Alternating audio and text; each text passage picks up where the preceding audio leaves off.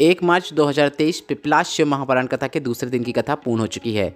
यह कथा गुरुजी पंडित प्रदीप मिश्रा जी द्वारा इंदौर से लगभग 29 किलोमीटर दूर बेटमा में वाची जा रही है। इस कथा का आनंद आप आस्था चैनल के द्वारा 1 बजे से 4 बजे तक प्राप्त कर पाएंगे। पर किन्हीं कारणों से अगर आपने आज की कथा नहीं सुन पाई है तो इस छोटे से वीडियो के माध्यम से हम आपको आज की कथा की सभी जानकारी और उपाय बता रहे हैं। और साथ में 3 मार्च को है एकादशी और गुरुजी पंडित प्रदीप मिश्रा जी के एकादशी के कौन से उपाय आप इस दिन कर सकते हैं। इस आंवले की एकादशी का पूरा लाभ प्राप्त करने के लिए उसकी जानकारी भी हम आपको इसी वीडियो के अंत में देने वाले हैं। आज की कथा में गुरुजी ने बहुत ही अच्छे उपाय पत्र और उपयोगी जानकारी दी है। सभी की जानकारी और एकादशी के उपाय की जानकारी आपको इस वीडियो के माध्यम से हम दे देंगे। अगर आपने आज की कथा नहीं सुन पाई है तो पूरी कथा का रास्ता तो आपको इस छोटे से वीडियो से प्राप्त हो जाएगा। बढ़ते हैं आज की कथा की पहली जानकारी की ओर। गुरुजी ने कहा, भक्ति के साथ साथ विश्वास का भी बढ़ना बहुत जरूरी होता है। आप खूब भक्ति कर रहे हो पर जिसकी भक्ति कर रहे हो तुम्हारा विश्वास उसके लिए प्रबल नहीं है तो इस प्रकार की भक्ति से तुम्हें कुछ भी प्राप्त नहीं हो सकता। इस प्रकार की भक्ति करना तुम्हारे लिए व्यर्थ है। बढ़ते हैं आज की कथा की दूसरी जानकारी की ओर। गुरुजी ने कहा, सब कहते हैं कि विश्व का कल्याण हो पर सबसे पहले अपने ही कल्याण की सोच रखते हैं। पर जब हम दूसरे के लिए जीना शुरू कर देते हैं तो हमारे लिए, हमारे परिवार के लिए महादेव सोचना शुरू कर देते हैं। बढ़ते हैं आज की कथा की तीसरी जानकारी की ओर।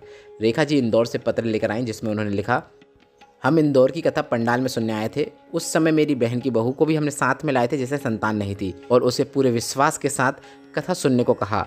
जहाँ संतान का सुख नहीं था मैंने पंडाल में बैठकर उसे संकल्प लेने को कहा। उसका गर्भ ठहर गया। हमने भी कामना की थी अगर गर्भ ठहर गया तो आसपास जब भी कथा होगी हम पंडाल में आकर कथा सुनेंगे और यहाँ हम कथा पंडाल में आकर उसी का आभार व्यक्त करना चाहते हैं। बढ़ते हैं आज की कथा की चौथी जानकारी की ओर। गुरुजी ने कहा, जो नारी गर्भस्थ अवस्था में शिव पूजन करती है, जो नारी गर्भ अवस्था में शिवलिंग में 1 लोटा जल अर्पित करती है, ऐसी नारी की संतान कभी भी शरीर और बुद्धि से विकलांग नहीं हो सकती। वह शरीर और बुद्धि से दोनों से प्रबल ही पैदा होती है। बढ़ते हैं आज की कथा की 5वीं जानकारी की ओर। प्रियांशी जी पत्र लेकर आई जिसमें उन्होंने लिखा, मेरे दादाजी के घुटने, पीठ और गर्दन में दर्द बना रहता था। बहुत तकलीफ थी।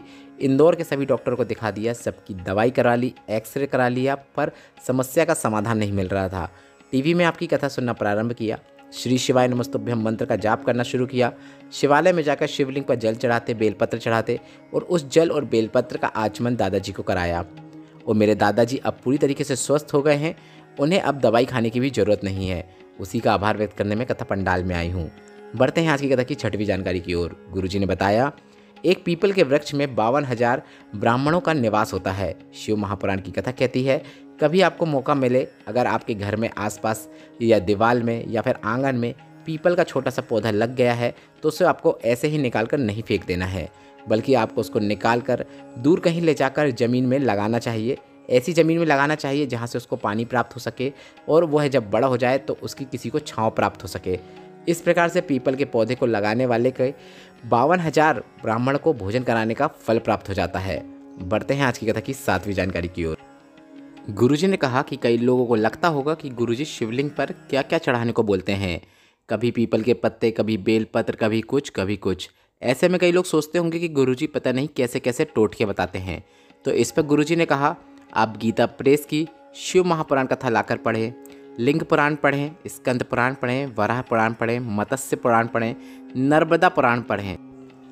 गीता प्रेस की जितने भी पुराण हैं उनका लाकर आप अगर अध्ययन करेंगे तो आपको शिवलिंग पर चढ़ी हुई चीज़ कभी भी टोटका नज़र नहीं आएगी, बल्कि वे चीज़ें आपको जीवन में आगे बढ़ने के रास्ते के रूप में नज़र आएंगी।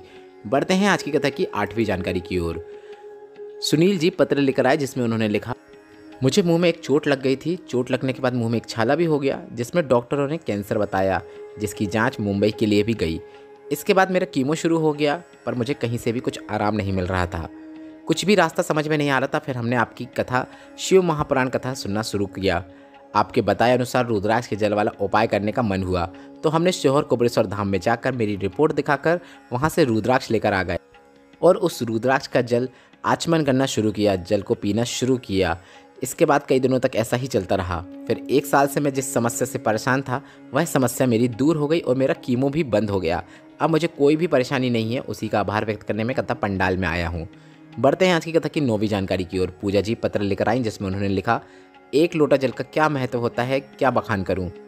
मेरी एक बेटी है जो 8 वर्ष की हो गई है, उसके बाद हमें कोई भी संतान नहीं हुई है। मेरे भैया की भी शादी के 19 वर्ष हो गए हैं, उन्हें भी संतान का सुख प्राप्त नहीं हुआ है। हमने आपकी कथा सुनना प्रारंभ किया, शिवलिंग पर एक लोटा जल चढ़ाना शुरू किया। हम सीहोर में जाकर वहाँ से रुद्राक्ष लेकर भी आए।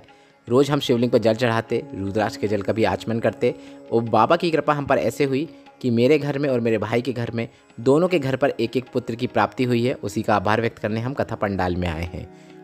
बढ़ते हैं आज की कथा की 10वीं जानकारी की ओर। गुरुजी ने बताया, जीवन में दुख आना तो तय है, पर तुम्हारे द्वारा जीवन में किया गया भजन, शिव पर चढ़ाया गया जल, मंदिर में जाकर की गई साफ सफाई, सेवा से जो बल प्राप्त होता है, वह आपके दुख के समय, वह आपका जो भी कष्ट आने वाला होता है, उसका जो प्रभाव होता है उसको कम करने में सामर्थ्य रखता है, कम करने में मदद करता है। बढ़ते हैं आज की कथा की 11वीं जानकारी की ओर। गुरुजी ने बताया, 3 नशे सबसे बुरे होते हैं। अब ये 3 नशे कौन कौन से हैं वह भी समझ लीजिए। मदिरा का नशा, अहंकार का नशा और धन का नशा। गुरुजी ने बताया, धन के नशे को कम करना बहुत ही कठिन होता है, यह मरते दम तक कम नहीं हो पाता है। इसलिए कहते हैं, शिव मंदिर में जाकर मंदिर में साफ सफाई करो, इससे तुम्हारे जीवन में तुम्हें अहंकार नहीं हो पाएगा। बढ़ते हैं आज की कथा की 12वीं जानकारी की ओर।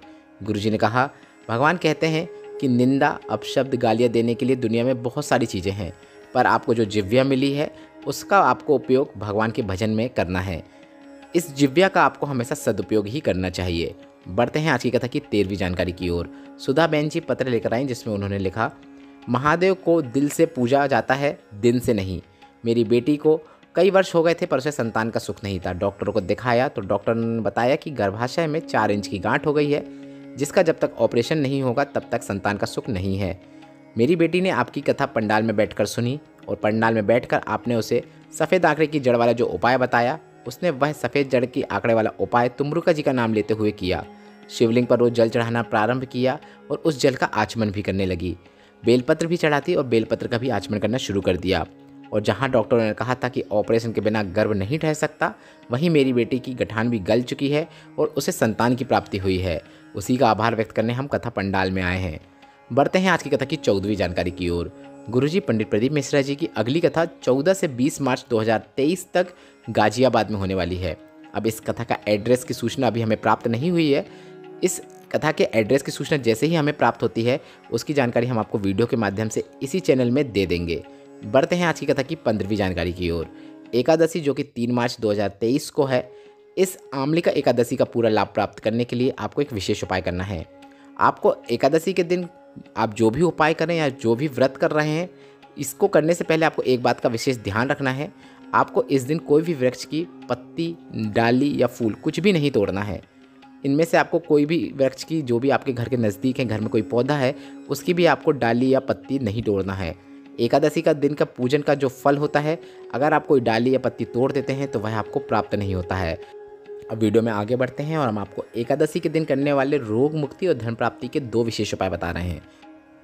पहला उपाय धन प्राप्ति का एक विशेष उपाय है जो आपको इस दिन करना है। 3 मार्च 2023 को एकादशी है और साथ में शुक्रवार का भी दिन है। और जैसा कि सभी को पता है, शुक्रवार के दिन महालक्ष्मी की पूजन की जाती है। माता लक्ष्मी की पूजन करके धन प्राप्ति के योग बनाए जाते हैं।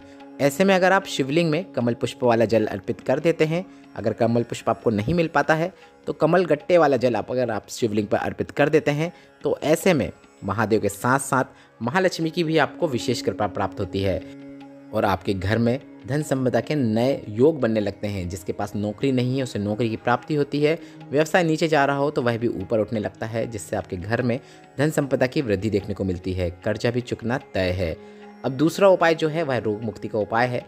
कई प्रकार की बीमारियों के लिए यह उपाय किया जाता है। गुरुजी पंडित प्रदीप मिश्रा जी अपने हर पत्र में यह उपाय बताते ही हैं।